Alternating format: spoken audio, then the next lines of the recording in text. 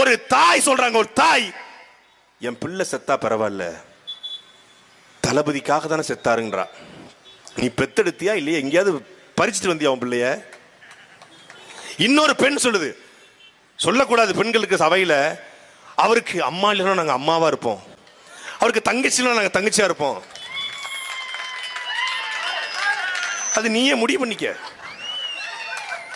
சொல்லுதாங்க. யாரு? குப்பை கூட்டுறவன், தெரு பொறுக்கிறவன், 10 பொண்டாட்டி வச்சிருக்கான்.